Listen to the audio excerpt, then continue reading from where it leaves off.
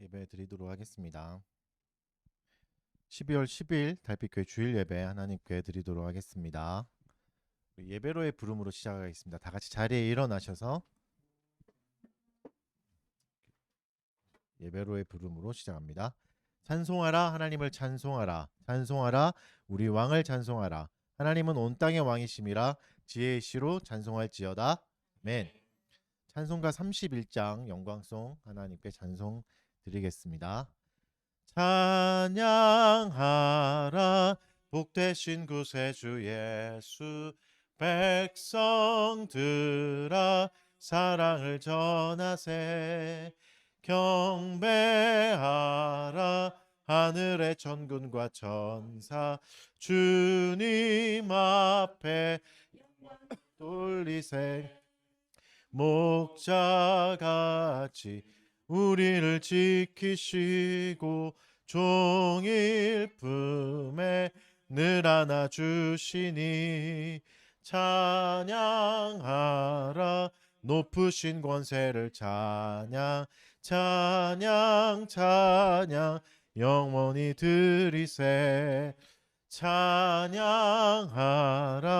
복되신 구세주 예수 우리 대신 죽임을 당했네 구주 예수 영원한 구원의 소망 경배하며 겸손히 절하세 찬양하라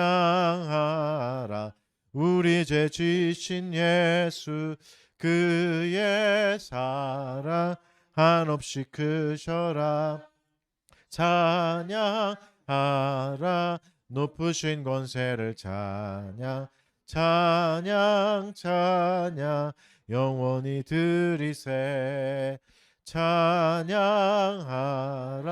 복되신 구세주 예수 천사들아 즐겁게 찬양해 구주 예수 영원히 다스리시니 멸류관을 주 앞에 드리세 구주 예수 세상을 이기시고 영광 중에 또다시 오시리 찬양하라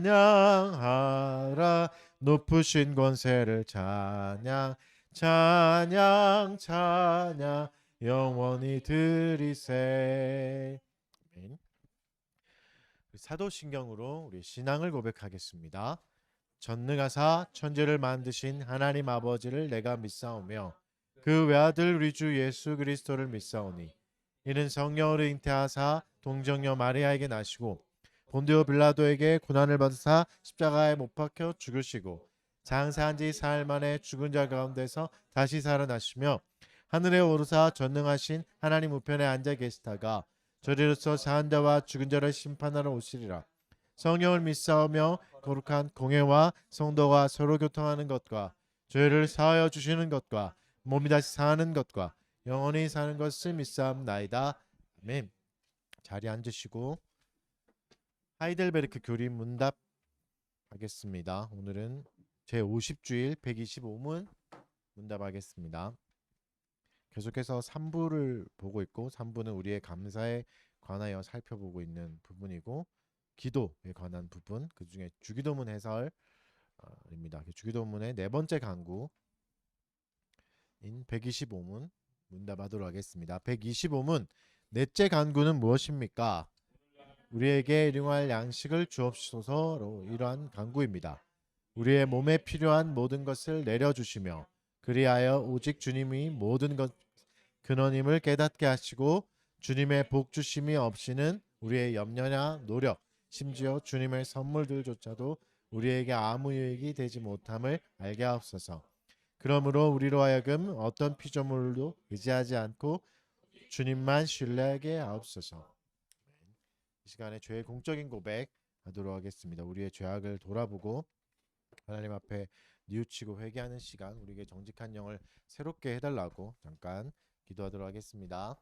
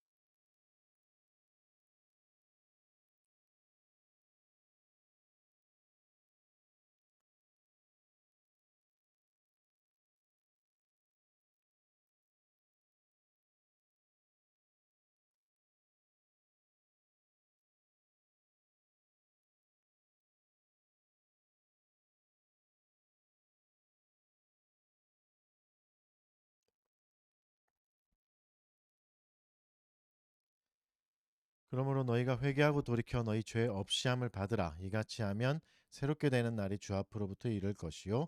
아멘. 감사 찬송하겠습니다. 자리에 일어나셔서 시편 찬송가 310장, 시편 147편 1절에서 11절 말씀으로 찬양하겠습니다. 310장입니다. 아름답고 선하다 주 찬양하는 것 예루살렘 세우며 보로된 백성과 상심한 자 모으사 주 고쳐주시며 저희들의 상처를 싸매어 주신다. 광대하신 하나님 그 지혜 한없다. 별들을 계수하고 그 이름 부르님 겸손하고 낮은 자 붙들어 주시고 교만하고 악한 자 물리치시도다. 오 주님께 감사와 찬송을 드리자. 하늘에는 구름과 땅에는 단비를 예비하사 온 땅 생명을 주시며 새들과 들짐승도 먹이시는도다. 오호하는 세상이 자랑하는 것과 사람 의지하는 것 기뻐하니 하네. 오직 주 경외하며 그 인자심을 바라는 모든 자를 기뻐하시도다. 자리에 앉으시고 기도하겠습니다. 할렐루야. 우리 하나님을 찬양하는 일이 선하며 찬송하는 일이 아름답고 마땅하도다. 여호와께서 예루살렘을 세우시며 이스라엘의 흩어진 자들을 모으시며 상심한 자들을 고치시며 그들의 상처를 싸매시는도다. 아멘. 세상 모든 것의 근원이 되시는 하나님 아버지, 오늘도 우리가 주를 기억하게 해주시고 주께로 우리를 인도해 주셔서 감사합니다. 오늘도 온 세상에 안식을 주시고 또 주를 예배할 수 있게 한 날을 주셨으니 주께 예배하게 하여 주시옵소서. 또 특히 우리의 마음을 하나님께로 이끌어 주시사 하나님만 집중하게 하여 주시고 주만 높이는 시간이 되게 하여 주십시오. 또 우리 안에 있는 죄악을 돌아보며 뉘우치며 주 앞에 나아갑니다. 우리의 죄악으로 인해 우리의 마음은 어두워졌으며 나의 영혼의 괴로움도 스스로 볼 수가 없게 되었습니다. 때로는 우리의 마음이 너무 광팍해지고 완악해져서 하나님의 은혜를 쳐내기도 했으며 은혜에 반항하며 살기도 했습니다. 내 인생의 안위에만 온통 마음이 빼앗겨 불안과 분노로 세상을 살았던 시간들을 돌아보며 뉘우칩니다. 이웃에게 아픔을 주며 고통스럽게 했지만 깨닫지 못했던 시간도 많았습니다. 주여 우리를 불쌍히 여겨 주셔서 우리 심령의 눈을 밝혀 주시사 우리의 허물과 죄악을 발견하게 하여 주십시오. 주 앞에 겸손한 마음으로 서게 해주시고 나의 죄악에 슬퍼하고 괴로워하는 마음으로 회개할 수 있는 마음도 허락하여 주십시오. 주님, 우리의 어리석음과 죄악을 인정하오니 불쌍히 여겨주시고 우리의 죄악을 용서하여 주옵소서. 우리의 죄악을 발견할 때마다 그곳에서 다시 우리를 만나주시는 하나님의 사랑을 발견합니다. 다시 우리를 은혜의 자리로 초대하시는 그리스도의 사랑에 감격하며 주를 바라봅니다. 주님, 우리의 마음을 정결하게 하여 주십시오. 자비의 하나님, 우리 마음에 하나님의 사랑과 은혜를 풍성히 불어넣어 주셔서 하나님 아버지를 사랑하는 마음으로 이 세상을 살아가게 하여 주십시오. 우리를 말씀으로 살게 하여 도와주는 기관인 교회를 위해 기도드립니다. 모든 공교회가 그리스도의 몸으로서 머리 대신 그리스도께 순종하게 하여 주시고 그리스도의 다스림이 올바로 잘 나타낼 수 있도록 은혜 내려 주십시오. 또 그 일을 위해 교회에 좋은 직분자들을 세워 주시고 교회에 속한 모든 구성원들이 주님만 사랑하고 섬길 수 있게 허락하여 주십시오. 은혜의 방편이 바르게 실행되게 해주시고 말씀과 성례와 기도로서 우리의 영혼이 날마다 자라고 잘 성숙해 가게 하여 주십시오. 혼란스러운 나라를 잘 지켜 보호하여 주시고 추운 날씨 속에 고통받는 가난한 사람들을 정부가 잘 돌보게 해주시고 모든 연약한 자들에게 따뜻한 위로가 임하는 연말이 되게 하여 주십시오. 달빛교회 교우들을 위해 기도드립니다. 우리의 마음을 지켜주시고 지금까지 우리를 도와주신 주의 은혜에 감사하는 연말을 잘 보내게 하여 주십시오. 한 해를 마무리하는 시점에 나를 잘 돌아보게 해주시고 또 부족하고 모자랐던 점을 되돌아보며 새로운 해에는 좀 더 성장하는 계기로 삼을 수 있게 하여 주십시오. 우리의 건강을 지켜주시고 주께서 보내신 자리에서 건강하게 잘 섬길 수 있게 하여 주십시오. 모든 교회 가정을 지켜주시고 그리스도를 본받는 가정이 되게 하여 주셔서 받은 복을 이웃과 잘 나눌 수 있게 허락하여 주십시오. 졸업을 앞두고 있는 학생들에게도 은혜를 주셔서 학교 생활을 잘 마무리하게 해주시고 또 새롭게 인도하실 학교에서도 하나님의 섭리를 믿고 잘 생활하게 하여 주십시오. 오늘도 말씀을 통해서 우리를 가르쳐 주시고 우리의 삶 속에서 하나님을 아는 지식이 어떻게 사용되어야 할지 깨닫는 은혜가 있게 해 주십시오. 겸손한 마음으로 우리가 말씀을 듣고 순종하게 하여 주십시오. 또 말씀으로 우리의 길을 비춰 주시고 주를 따라가며 믿음의 삶도 계속 이어가게 하여 주십시오. 이 모든 말씀 우리 주 예수 그리스도의 이름으로 기도드립니다. 아멘. 말씀 보겠습니다. 오늘은 에베소서 5장 21절에서 33절 말씀입니다.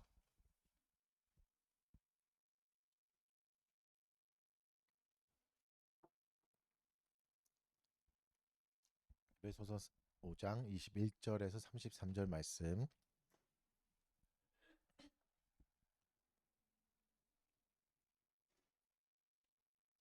제가 봉독해 드리겠습니다. 그리스도를 경외함으로 피차 복종하라. 아내들이여 자기 남편에게 복종하기를 주께 하듯 하라. 이는 남편이 아내의 머리됨이 그리스도께서 교회의 머리됨과 같음이니 그가 바로 몸의 구주시니라. 그러므로 교회가 그리스도에게 하듯 아내들도 범사에 자기 남편에게 복종할지니라.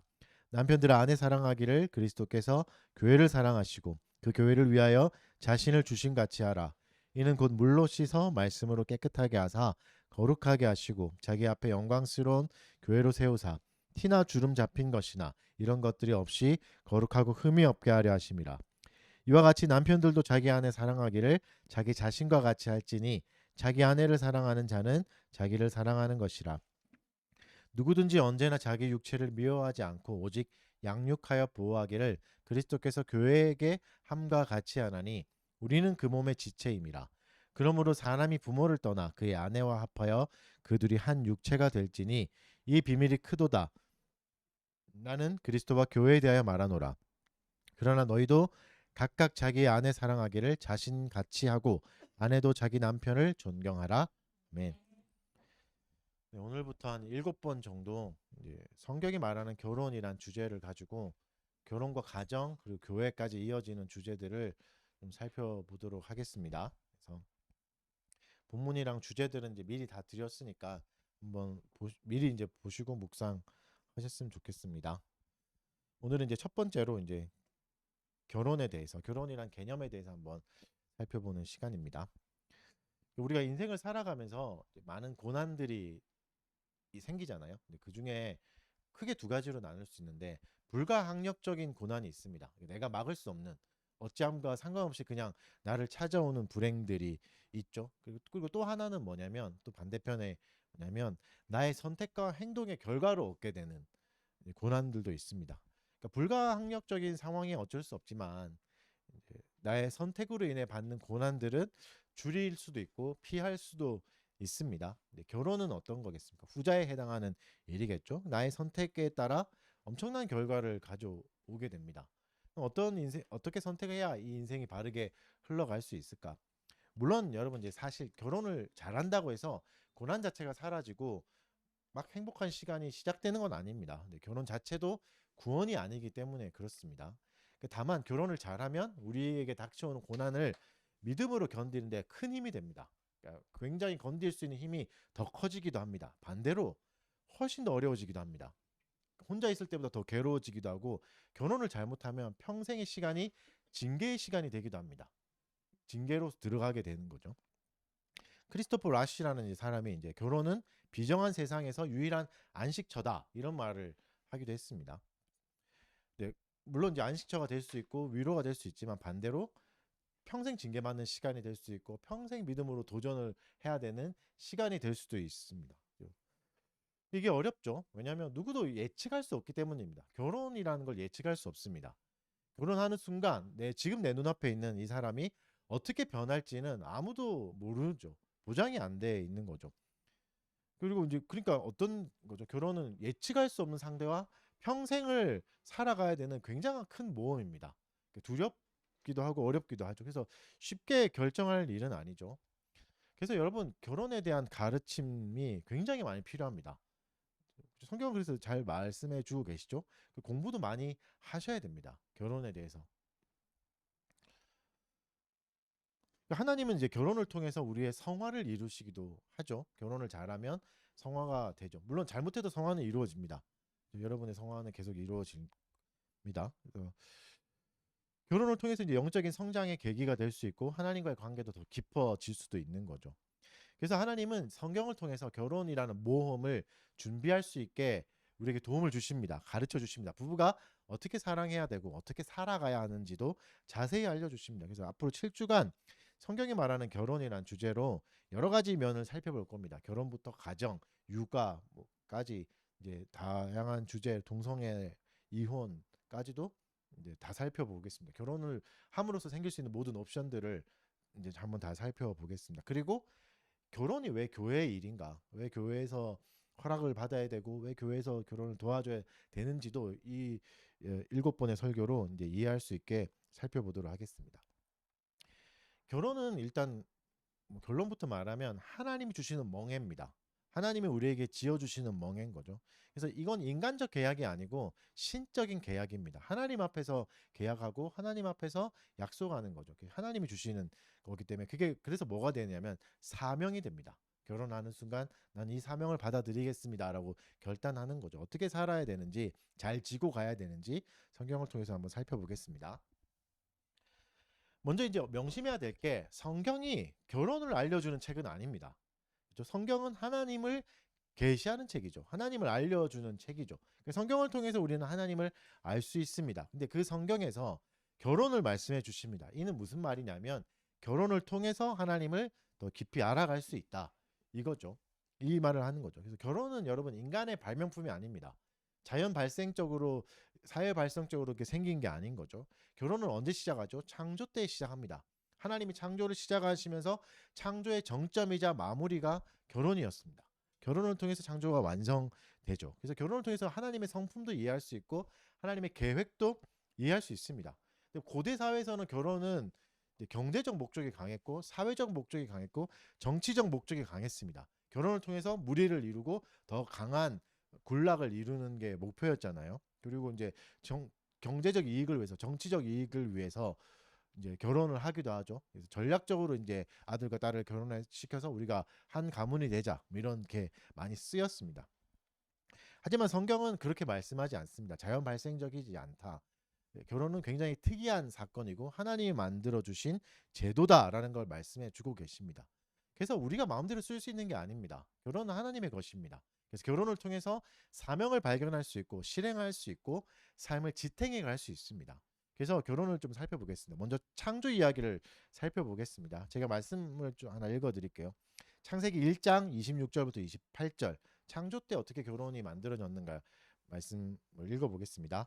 하나님이 이르시되 우리의 형상을 따라 우리의 모양대로 우리가 사람을 만들고 그들로 바다의 물고기와 하늘의 새와 가축과 온 땅과 땅에 기는 모든 것을 다스리게 하자 하시고, 하나님이 자기 형상 곧 하나님의 형상대로 사람을 창조하시되 남자와 여자를 창조하시고 하나님이 그들에게 복을 주시며 하나님이 그들에게 이르시되 생육하고 번성하여 땅에 충만하라. 땅을 정복하라. 바다의 물고기와 하늘의 새와 땅에 움직이는 모든 생물을 다스리라 하시니라.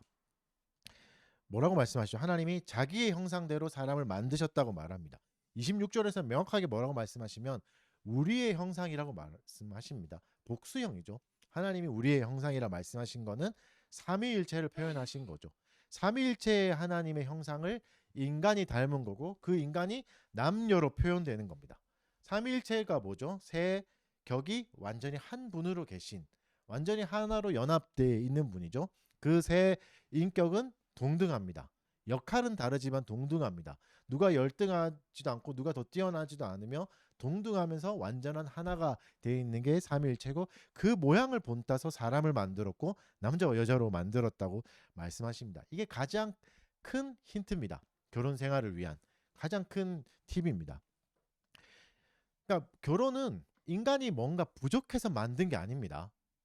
그러니까 아담을 창조하시고 하나님이 모든 게 보시기에 좋았다 말씀하셨습니다. 완벽했습니다. 창조는. 그래서 근데 2장에서 창세기 2장에서 사람이 혼자 사는 게 좋지 않으니까 돕는 배필을 창조하신다고 말씀하시는 거죠. 근데 이걸 보고 우리가 아, 그렇지, 아담이 외로웠구나. 나처럼 너무 괴로워가지고 혼자 뭐 나는 솔로 혼자 보고 있으니까 이제 외로워서 하나님 만들어 주셨구나 이렇게 생각할 수 있지만 그렇지 않습니다. 아담이 지금 노총각이어서 외롭고 괴로웠다는 표현이 아닙니다.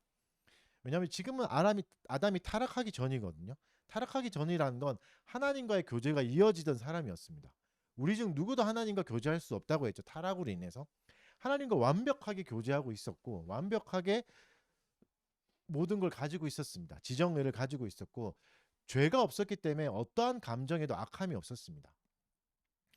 외로움이 있었겠죠. 고독도 있었겠지만 그게 괴롭지 않았습니다. 우리와 다른 거, 우리는 외로우면 헤어진 전 여친한테 카톡을 보낼 수도 있고 너무 괴로워서 막 술도 마시고 할 수 있잖아요. 근데 아담은 그렇지 않은 거죠. 외로움을 괴로워하지 않죠. 해로운 게 없었습니다. 그러니까 그 감정 안에 어떤 악도 포함되어 있지 않습니다. 아담이 남녀를 몰랐을까요? 그렇지 않습니다. 아담에게 그 전에 맡기신 일이 있죠. 무슨 일을 맡기셨죠? 모든 생물에 모든 것에 이름을 붙여라. 피조물에.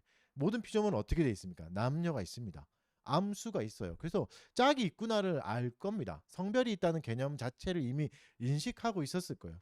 근데 나는 왜 짝이 없을까도 분명히 생각했을 거고, 그게 외롭지는 않고 괴롭지 않았다는 겁니다. 근데도 왜 그러면 아담에게 돕는 배필을 주셨을까? 돕는 배필이 필요했다는 건 단순히 외로움을 없애야 된다는 거 아닙니다. 그리고 자아를 완성시키기 위해서 한 사람이 더 온전해지기 위해서 필요하구나도 아닌 겁니다. 이미 아담은 혼자 완전한 상태에 있었기 때문에 더 완전해질 필요가 없었고 더 도움이 필요 없습니다. 돕는 배필이 왔다는 거는 주셨다는 거는 도움을 받아서 뭔가 해야 될 일이 있다는 거죠. 혼자 할 수 없는 일이 있다는 겁니다.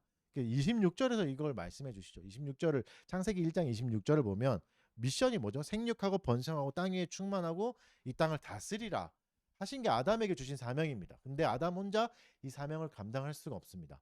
혼자는 생육할 수 없으니까. 그렇죠? 이것을 이루기 위해서 돕는 배필이 필요한 거죠. 그래서 결혼 제도는 하나님이 주신 이 사명을 이루기 위해서 시작된 겁니다. 외로움을 감추기 위해서 그냥 좀 행복해지기 위해서 이게 아닌 거죠. 그리고 타락으로 인해서 결혼이 생긴 게 아니라 타락 전에 결혼이 생겼습니다. 완전한 장치였던 겁니다. 그래서 여러분 결혼은 단순히 외로움을 없애기 위해서 하는 게 아닙니다. 그리고 단순히 잃어버린 반쪽을 찾는 과정도 아닙니다. 그렇게 하면 결혼의 가치를 확 떨어뜨리는 일이죠. 결혼은 어떤 거죠? 하나님의 창조의 목적을 다시 기억하는 행위고 하나님이 주신 명령을 따르는 순종의 과정이 되는 겁니다. 그게 결혼입니다. 그래서 말라기도 비슷한 얘기를 하십니다. 말라기 2장 15절에서는 이렇게 말씀하십니다. 그에게는, 이게 아담을 말하거든요. 그에게는 영이 충만하였으나 오직 하나를 만들지 아니하셨느냐? 어찌하여 하나만 만드셨느냐? 이는 경건한 자손을 얻고자 하심이라. 그러므로 내 심령을 삼가 지켜 어려서 맞이한 아내에게 거짓을 행하지 말지니라. 이 구절에서도 아담은 영이 충만했다고 말합니다. 그러니까 부족함이 없었다, 모자람이 없었다, 뭔가 잃어버린 반쪽이 있는 게 아니다, 완전했다. 남자의 모자람이나 부족함 때문에 여자를 창조하신 게 아니다. 거죠. 그러니까 결혼에는 명확한 목표가 있습니다. 뭐 등신 같은 남편을 구제하라고 여자를 보내주신 게 아닌 거죠. 아, 등신 너무 속은가요? 모자라 보이는 친구를 구원하라고 이제 주신 건 아니. 죄송합니다. 그러니까 목표가 있습니다. 명확한 목표가 있습니다. 결혼에는 이 목적을 이루기 위해서 또 역할도 명확합니다. 역할이 나누어져 있습니다. 그 목적에 맞게 인간은 남자와 여자로 창조되었습니다. 그래서 결혼 안에서 남녀의 차이는 뚜렷해지고 행해야 될 기능도 뚜렷합니다. 차이가 있습니다. 각자 역할의 차이가 있습니다. 이는 삼위일체 하나님을 닮았기 때문입니다. 여기서 계속 오셔야 됩니다. 그러니까 차별하는 게 아닙니다. 동등하지만 하나님의 형상을 닮았기에 존재로서 남녀는 동등하지만 역할이 다릅니다. 성부와 성자와 성령의 역할이 다르나 동등한 것처럼 남녀는 역할이 다른 겁니다. 성별로 인한 차별이 아닙니다. 차별은 없습니다. 특정 성이 우월하거나 다른 성이 열등한 게 아닙니다. 그건 삼위일체 하나님에게는 없는 개념입니다. 뭐가 열등하고 뭐가 더 뛰어나다, 이거는 삼위일체 하나님께는 없는 거죠. 그래서 여러분, 결혼의 최종 목적은 행복이 아닙니다. 사랑도 아닙니다. 최종 목적은 하나님을 영화롭게 하고 그분을 즐거워하는 게 목적입니다. 물론 행복이 아니다, 사랑이 아니다 하면 너무 매몰차게 느껴질 수 있을 겁니다. 특히 F형 신부들, 결혼을 어떻게 그렇게 냉정하게 볼 수 있습니까? 그렇죠? 근데 여러분, 반대로 생각해 보실게요. 오히려 행복과 사랑의 우선순위를 두면 그 사랑과 행복을 오히려 못 누리게 됩니다. 더 불행해질 겁니다. 결혼할 때의 중요한 것은 거의 에로스적인 사랑입니다. 육체적인 사랑인 거죠. 그게 가장 큽니다, 사실은. 그래서 뜨겁죠. 이 사랑은 3년이 지나면 거의 다 식어버립니다. 식어버려요. 에로스적인 사랑들, 결혼할 에 있었던 그 사랑은 다 식어버립니다. 이걸 기준으로 삼는다면. 그리고 결혼할 때 추구하던 행복의 가치도 기준도 완전히 달라집니다. 짜릿한 사랑, 가슴 뛰는 사랑만 추구한다면 3년 뒤에는 결혼 너머에 있는 사랑을 보기 시작할 겁니다. 왜냐하면 그때부터는 결혼 너머에서만 짜릿함이 있으니까요. 결혼 너머에서만 가슴 뛰는 게 있을 거니까. 그렇습니다. 결혼이라는 관계를 파괴하는 게 굉장히 짜릿해질 겁니다. 그때부터는 간음을 꿈꾸게 되는 거죠. 그리고 미혼일 때 가지고 있던 행복과는 결혼하면 바뀝니다. 결혼해서 아이가 생기면 또 바뀌고, 환경이 바뀌면 또 바뀝니다. 나이가 들면 또 바뀝니다. 나이가 들어감에 따라, 환경에 따라, 내 배경에 따라, 세상의 흐름에 따라 행복의 조건은 계속 바뀝니다. 우리 귀여운 초딩이 어릴 때는 편의점 의자에 앉아서 밤에 콜라 한 잔 마시고 오는 게 그렇게 좋겠지만, 나이가 들어서 제 나이가 돼서도 밤에 처량하게 편의점 플라스틱 의자에 앉아서 콜라를 마시면 세상 불행함을 느끼겠죠. 저는. 그렇죠. 그러니까 기준이 완전 다른 거죠. 그때는 행복했지만 이게 행복하지 않은 겁니다. 그래서 여러분, 이 여자랑 살아서, 이 남자랑 살아서 행복하겠다고 하시면 반드시 그 행복에 배신당하는 시간들이 올 겁니다. 또한 결혼은 자아 실현의 도구가 되어서는 안 됩니다. 잃어버린 반쪽을 찾거나 내가 부족하니까 이 결혼을 통해서 완성되리라 생각하는 것은 결혼을 구원이라 여기는 겁니다. 결혼은 구원이 아닙니다. 여러분, 결혼은 무섭게도 내 내면 깊숙이까지 파괴하기도 합니다. 결혼해서 페인이 될 수도 있습니다. 결혼해서 페인이 되기도 합니다. 파괴할 수 있죠. 구원이 아니기 때문에 그렇습니다. 오히려 결혼을 통해서 성경이 말하는 건 뭐죠? 사실 이 설교를 예전에 했는데 기억이 잘 안 나시죠? 자기 중심적 목적을 넘어서는 제도입니다. 자기 중심성을 넘어서는 거에 핵심이 있습니다. 결혼에는 하나님의 계획을 순종하고 또 하나님을 영화롭게 하는 데, 그것이 초점이 돼야 이 결혼 생활이 바르게 유지되고 사랑과 행복이 따라오게 되는 거죠. 그래서 결혼의 원형을 잘 찾아가시는 게 중요합니다. 결혼의 모델은 뭔가? 완벽한 결혼의 모델이 어딘가? 오늘 읽었던 본문은, 에베소서 말씀은 결혼의 원형을 교회와 그리스도의 관계에서 찾으라라고 말씀하고 있습니다. 분명히 하셔야 됩니다. 가정이 교회의 원형이 아니라 교회가 가정의 원형입니다. 교회와 그리스도의 관계가 가정의 원형입니다. 그래서 교회와 그리스도의 관계를 바르게 이해하고 잘 습득해야 결혼을 이해할 수 있습니다. 그럼 교회를 원형으로 한 부부 관계는 어떻게 해야 되는가? 일단 서로 복종해야 됩니다. 무엇에? 하나님의 말씀에 복종해야 됩니다. 이것이 가장 높은 원칙입니다.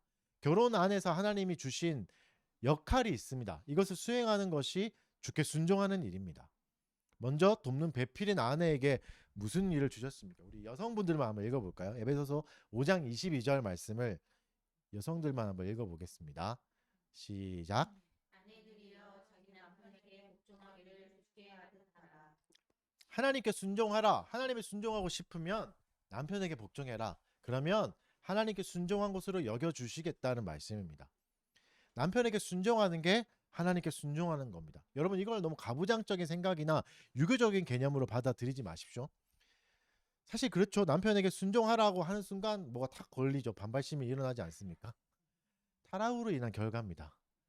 하와가 그랬을까요? 안 그랬을 겁니다. 이게 타락했기 때문에 괴로워집니다.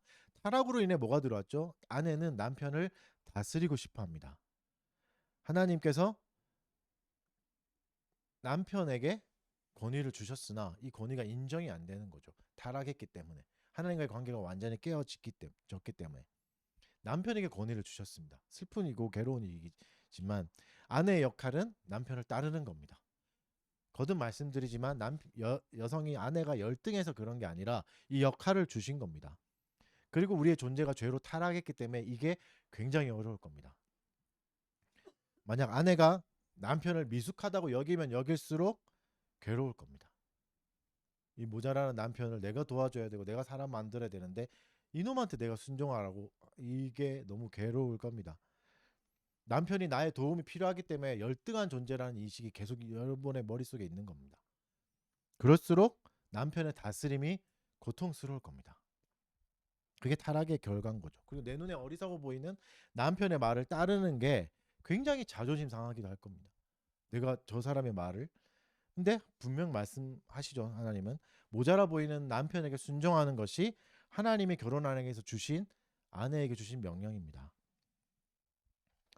남편을 내 입맛에 맞게 조정하려는 순간부터 계속 결혼 속에서 불행을 경험할 겁니다. 왜냐하면 애초에 하나님이 허락하지 않은 것이기 때문에 그 자리를 탐내는 순간부터 괴로움이 찾아옵니다. 어디까지 순종해야 하는가?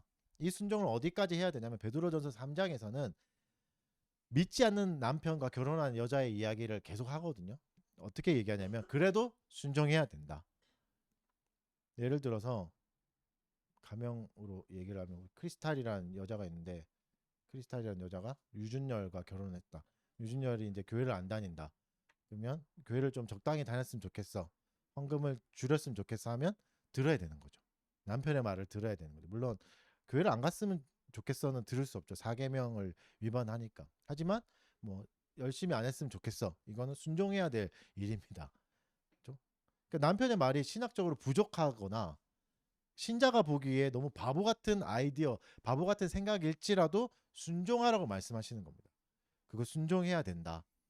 이게 불신자와 결혼한 아내가 평생 겪어야 될 징계입니다. 남편이 이제 불법을 행하자, 뭐 죄를 짓자, 뭐 이런 거는 순종하지 않아도 되겠지만 그 모든 것, 이것 외에는 모든 것에 다 순종해야 됩니다. 직장 생활이 왜 괴롭죠? 나보다 못난 상사의 말을 들어야 되니까 괴롭잖아요. 나보다 못하는 것 같은데, 난 저건 아닌 것 같은데, 근데 들어야 되죠. 직장 생활은 그만둘 수 있지만 결혼 생활은 그만둘 수가 없습니다. 더 괴로운 겁니다. 그렇죠? 그러면 왜 이렇게 어렵게까지 나를 쳐가면서도 순종을 해야 되는가? 교회가 그리스도께 순종하기 때문입니다. 수많은 이벤트로 사람들을 막 끌어모을 수 있는 방법들이 있다는 건 너무나 잘 알고 있지만 그리스도가 그걸 허락하지 않으셨기 때문에 안 하는 것처럼 그리스도를 따르는 거죠. 머리가 되신 그리스도를 교회가 따르는 거죠. 그래서 교회는 어떻게 하죠? 그리스도가 주신 은혜의 방편을 바르게 사용하기 위해서 노력합니다. 머리로 다 이해되지 않죠. 화려한 조명에 쇼를 하고 막 가수를 불러와서 파티를 하면 많은 사람들이 감동을 줄 수 있고 더 많은 사람에게 복음을 전할 수 있다는 우리의 생각들이 지혜가 서지만 그리스도가 그걸로 은혜의 방편이라고 말씀하지 않았기 때문에 그걸 하지 않는 겁니다. 그게 순종인 거죠. 그러면 남편은 또 어떻게 해야 되는가? 남편은 어떻게 해야 하나님께 순종하는 건가? 남편은 아내를 사랑함으로 인해서 하나님께 순종하는 겁니다. 남편의 역할은 사랑하는 겁니다. 아내에 대한 큰 책임이 있습니다. 아내를 다스려야 됩니다. 다스린다는 거는 내가 수직적 높이로 올라가서 아내를 부려라 이런 뜻이 아니죠. 다스린다는 건 양육하고 보살피라는 뜻입니다. 여자는 아담의 갈비뼈에서 시작됐죠. 남자들의 본성 안에 또 뭐가 있냐면 이 여자를 계속해서 갈비뼈로 두고 싶어 합니다. 도구로 두고 싶어 하는 거죠. 그러면 돕는 배필이 될 수 없습니다. 여자는 언제 돕는 배필이 됩니까? 갈비뼈에서 나와서 살과 인격을 가지고 개성을 가지고 각각의 생각을 가지고 자유롭게 움직이고 생각하고 의견을 말할 때 돕는 배필이 되는 겁니다. 근데 남편은 자꾸 개성과 인격을 없애려고 합니다. 아내를 기능적으로 취급하려고 하거나 또 내 말을 들어야 되는 열등한 존재로 여기면 하나님께 순종하는 게 아닙니다. 아내를 존중하는 게 아니죠. 결정적으로 여러분, 남자들은 돕는 배필의 영향력을 무시하면 안 됩니다. 아담은 하와로 인해서 에덴 동산에서 쫓겨났습니다. 이 정도로 내 인생에 가장 큰 영향력을 미칠 수 있는 존재입니다. 베드로전서 3장 7절에서는 연약한 그릇으로 여기고 귀하게 여겨주라고 말하고 있습니다. 연약하다고 해서 함부로 하거나 하면 내 인생이 망가진다. 무섭게 경고하고 있습니다. 남편의 사랑은 아내로 인해서 완성되는 겁니다. 남성들만 한번 읽어보겠습니다. 에베소서 5장 28절. 5장 28절을 읽겠습니다. 남자들만 읽겠습니다. 시작.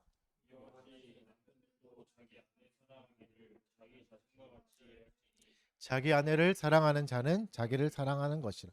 남편에게 주신 이제 역할이 있는데 사랑인데 어떻게 하시냐면 아내를 사랑하라고 하신 거죠. 여기서 중요한 게 있습니다. 친구를 사랑하면 친구를 사랑한 것이고 자기 자녀를 사랑하면 자녀를 사랑하는 것인데 남편이 아내를 사랑하면 자기를 사랑한 것이다 라고 말씀해 주십니다. 그러니까 반대로 아내를 무시하고 멸시하면 자기를 무시하는 겁니다. 자기를 파괴하는 겁니다. 아내 때문에 내 인생의 발목이 잡히는 게 아니라 아내를 사랑하지 않기 때문에 내 인생이 무너져 내리는 겁니다. 아내를 사랑하십시오. 이게 안 되면 금식하고 괴로워하면서 기도해야 될 일이지 이거를 가볍게 여겨서는 안 됩니다. 남편은 사랑의 리더십을 가져야 됩니다. 아내에게 무지성적인 순종을 바래서도 안 됩니다. 사랑으로 감격해서 아내가 남편을 잘 따를 수 있을 정도로 사랑해 줘야 되죠. 그리스도는 아버지께 순종하셨습니다. 언제까지 했죠? 죽기까지 하셨습니다. 죽기까지의 사랑을 보여주셔야 됩니다. 그리스도가 어떻게 죽기까지 순종할 수 있었죠? 성부 하나님이 완전한 사랑을 나누어 주셨기 때문에, 삼위일체 하나님이 삼위 안에서 완전한 사랑을 나누고 있었기 때문에 서로를 높여줄 수 있고 서로에 위해서 희생할 수 있는 겁니다. 삼위 하나님은 동등한 위치에서 서로를 사랑하고 있고 서로를 위해서 희생하고 서로를 높여주고 희생함으로 인해서 서로 성취하게 됩니다. 서로 희생해야 서로 성취할 수 있습니다. 이게 결혼 안에 삼위일체 안에서 주신 모델인 거죠. 남편과 아내도 이래야 합니다. 특히 남편은 가정의 머리가 돼야 됩니다.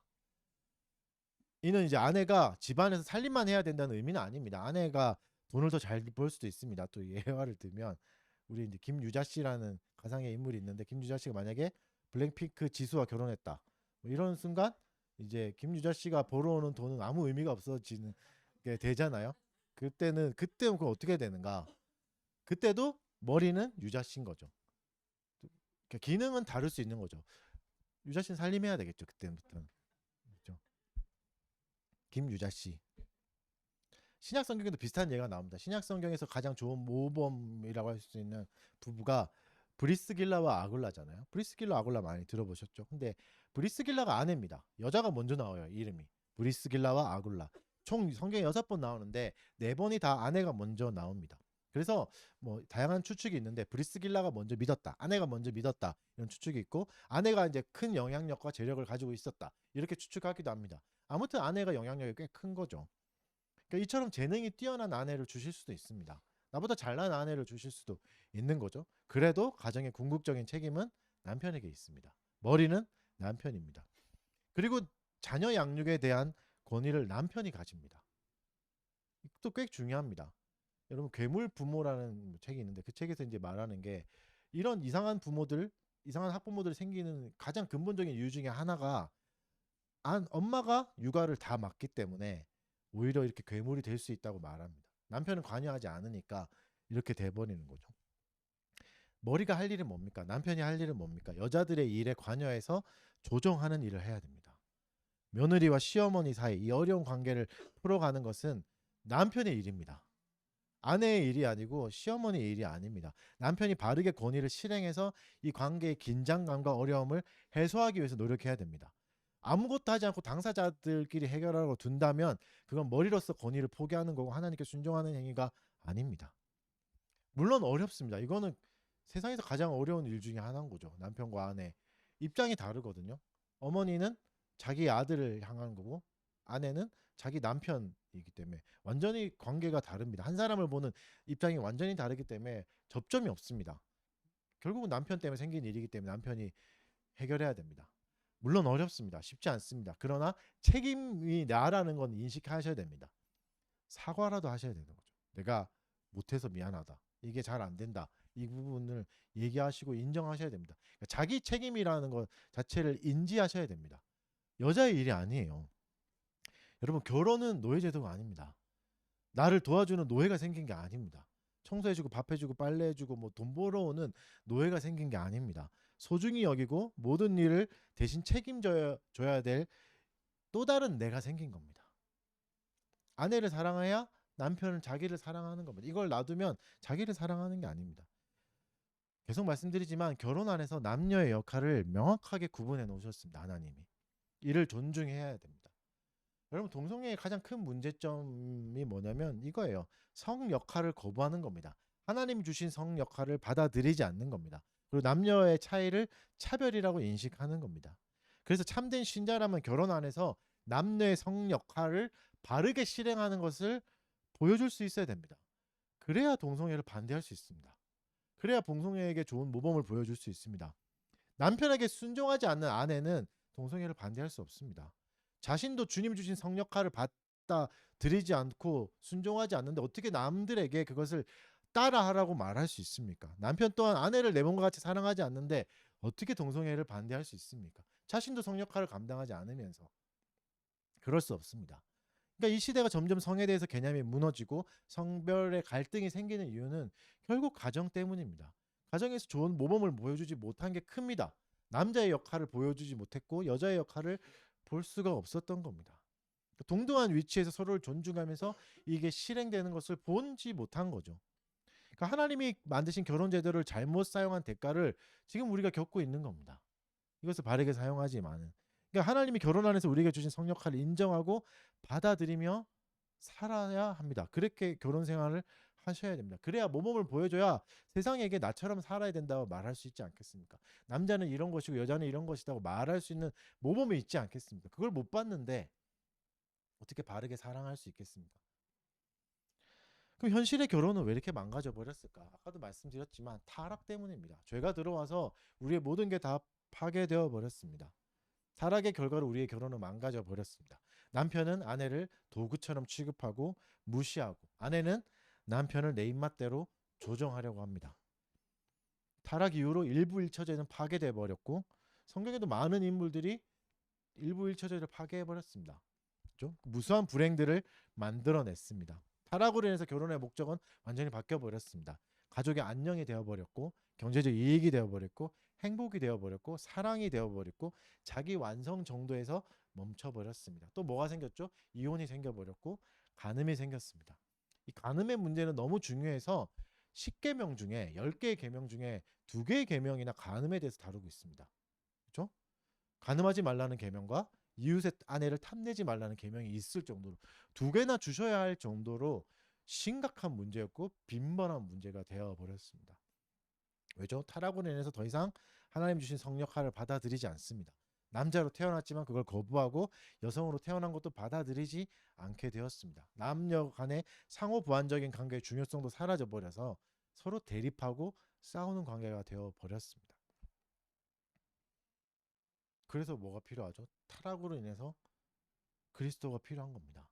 이 타락 때문에 이걸 해결하기 위해서 예수 그리스도가 이 땅에 오셨습니다. 기꺼이 죽음의 십자가의 죽으심으로 우리를 구원해 주셨고 이제는 이 땅에 교회를 두심으로 그리스도의 다스림을 교회를 통해 계속해서 보여주고 계십니다. 가장 좋은 가정의 원형을 계속해서 그리스도가 보여주고 계신 겁니다. 교회는 성도가 말씀대로 사는 것을 도와주는 기관입니다.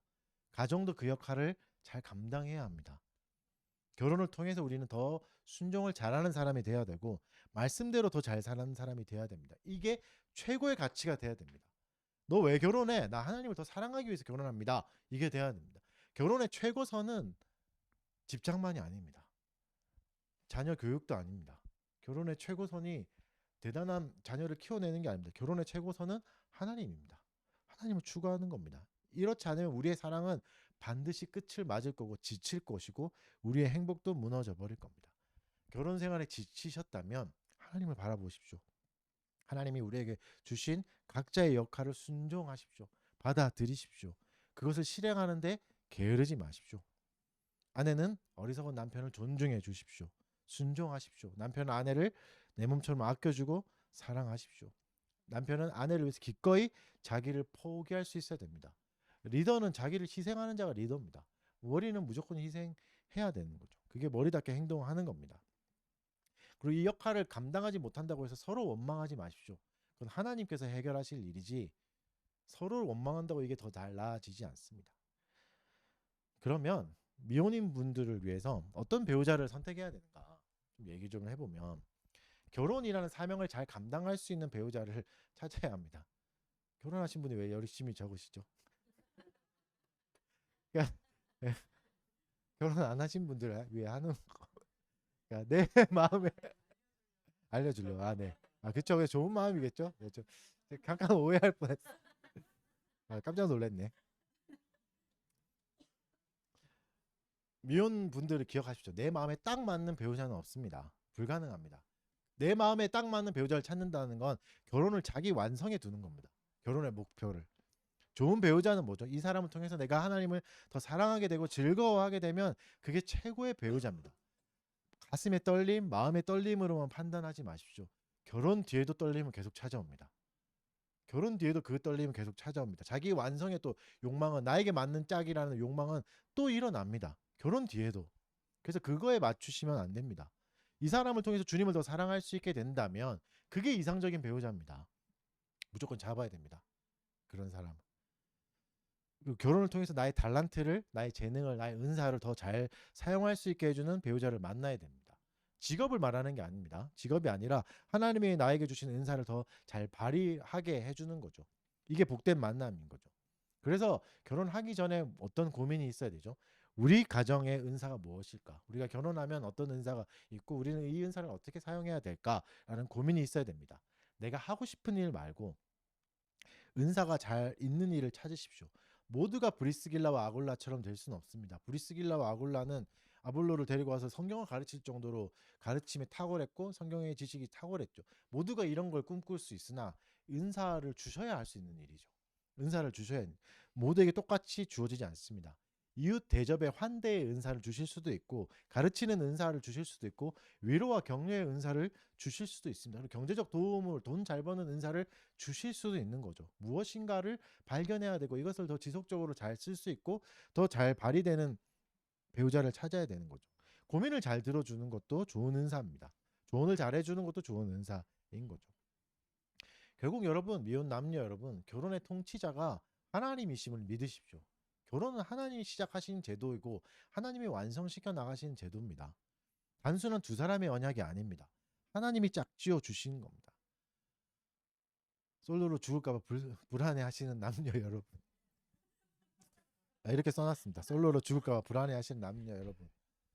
한 가지만 물어보겠습니다. 대답하지 마시고 마음으로 대답해 보십시오. 진짜 하나님이 살아 계시다는 걸 믿습니까?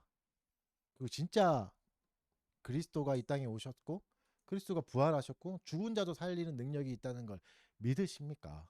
그렇다면 하나님이 왜 나에게 예수 믿는 배우자를 안 줄 거라 생각합니까? 하나님이 구원도 하시고 기적도 일으키시고 죽은 자를 다 살리시지만 내 배우자는 내가 찾아야지라고 생각하시는 거는 믿음 없는 말입니다. 하나님을 신뢰하지 않는 제도입니다. 섭리를 믿지 않는 겁니다. 사실. 결혼이 자연 발생적인 제도가 아니고 인간이 만드는 제도가 아니고 진짜 하나님이 직접 제정하신 제도라면 하나님이 믿음의 배우자를 주실 겁니다. 이 믿음을 가지고 계셔야 됩니다. 아름다운 부부의 완전한 모델은 뭐죠? 그리스도와 교회의 관계입니다. 교회가 타락할 때도 있지만 그리스도는 교회를 절대 버려두지 않습니다. 항상 새롭게 하시고 반드시 정결하게 하십니다. 이게 결혼 안에서 하나님 우리에게 주신 축복입니다. 무너질 수 있으나 결혼을 통해서 우리는 다시 회복할 수 있고 소생할 수 있습니다. 이 관계를 깊이 묵상하십시오. 그리스도가 어떤 역할을 하셨는가? 머리로서 어떻게 행하셨는가? 교회가 어느 정도로 그리스도께 순종하고 따랐는가? 이 관계를 가정에서 실행하기 위해서 노력하십시오. 정리하겠습니다. 결혼은 단순히 인간적 언약이 아닙니다. 하나님에 의해서 정해 주신 신적인 언약입니다. 그리고 우리에게 부여된 사명입니다. 사명에 순종하기 위해서 하나님이 계시해 주신 말씀에 의존해야 됩니다. 그래야 서로를 사랑하고 존중하는 관계를 만들어 갈 수 있습니다. 그리고 남편과 아내는 동등합니다. 다른 역할이 있는 겁니다. 결혼을 통해서 하나님의 지혜로운 설계를 볼 수 있습니다. 서로의 역할을 받아들이고 충실히 이행할 때 우리는 성장할 거고 우리의 결혼은 견고해질 겁니다. 결혼의 목적은 사랑이 아닙니다. 행복 추구도 아닙니다. 그보다 훨씬 더 높은 목적이 있습니다. 하나님을 영화롭게 하고 그분을 영원토록 즐거워하는 겁니다. 이것을 위해서 하나님 우리를 결혼이란 제도 안으로 부르시는 겁니다. 결혼의 가장 완벽한 모델은 교회와 그리스도입니다. 어떠한 부부도 아니고 어떠한 모습의 사람도 아닙니다. 이게 그리스도와 교회가 가장 완벽한 모델입니다. 그래서 이 모델을 배워가고 익혀가야 되고 그리스도의 사랑과 교회의 순종을 가정 안에서 실천하셔야 됩니다. 또 결혼을 통해서 하나님의 계획을 실행하고 그분의 영광을 드러내는 게 우리의 책임입니다. 이건 우리의 선택 안에 달려 있습니다. 서로에 대한 사랑과 책임을 다하고 하나님 앞에서 순종하는 삶을 살아가야 됩니다. 미혼자들은 어떻게 해야 되죠? 하나님의 뜻에 맞는 배우자들을 기도하며 찾아가야 하고 또 결혼을 통해서 하나님을 향한 사랑을 실천할 준비를 해야 합니다.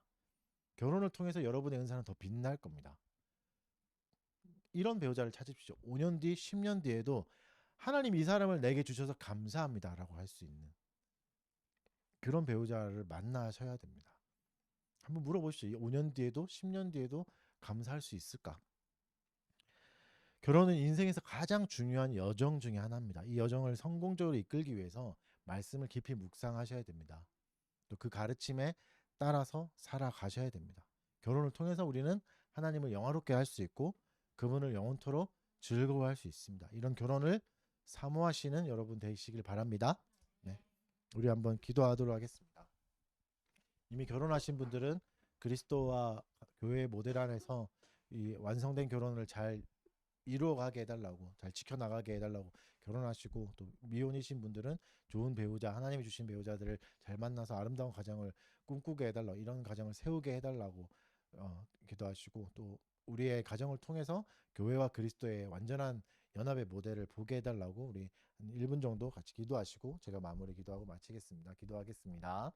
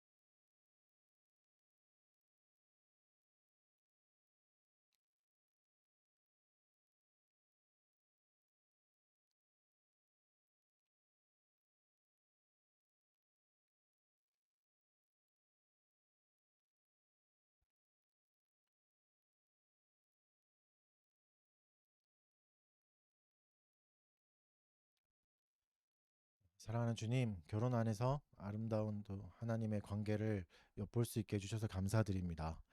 결혼을 우리에게 주시고 또 하나님이 주신 사명을 실행할 수 있도록 도와주시는 은혜를 기억하게 하여 주시옵소서. 우리가 아름다운 가정을 꿈꾸게 하여 주시고 그리스도와 교회의 원형을 따라가는 그런 믿음의 가정들이 이 달빛교회 안에서 많이 일어나게 하여 주시옵소서.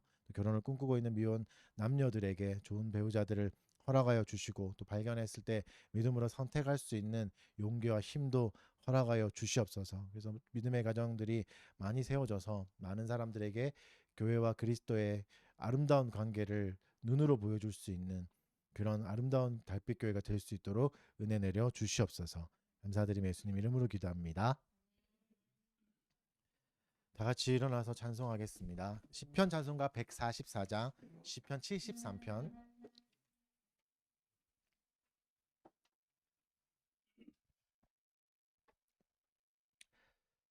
내가 항상 주와 함께 동행하올 때에 주님께서 내 오른손 붙드셨나이. 나를 주의 교훈으로 늘 인도하시고 후일에는 영광으로 날 영접하시리. 하늘에는 주님 외에 누가 있으리요. 땅에서도 주밖에는 사모할 자 없네. 내 육체와 내 마음은 쇠잔할지라도 하나님은 내 마음의 반석이 되신다. 주를 멀리하는 자는 대저망하리니 하나님을 떠난 자를 다 멸하셨도다. 하나님 가까이 함이 나에게 복이라. 내가 주의 모든 행사 전파리이다. 아멘. 헌금을 위해서 기도하겠습니다. 사랑하는 주님 감사합니다. 우리에게 고군분투하는 일자리를 허락하여 주시고 그 자리에서 얻은 것들 우리가 다 가지지 않고 하나님께 내어놓게 하신 것 감사드립니다. 드리지 못한 손길도 축복하여 주셔서 더 좋은 곳으로 채워주시고 궁핍하지 않고 많은 이웃에게 넉넉하게 나눠줄 수 있는 복된 인생을 살아갈 수 있게 허락하여 주시옵소서. 우리에게 재물을 잘 사용할 수 있는 지혜와 따뜻한 마음과 사랑의 마음도 허락하여 주셔서 이웃을 살리고 또 위로하는데 이 돈들을 잘 사용할 수 있게 해 주십시오. 예수님 이름으로 기도드립니다. 강복 선언으로 예배 마치겠습니다. 예수 그리스도의 은혜와 하나님의 사랑과 성령의 교통하심이 너희 무리와 함께 있을지어다. 아멘. 자리에 앉으시고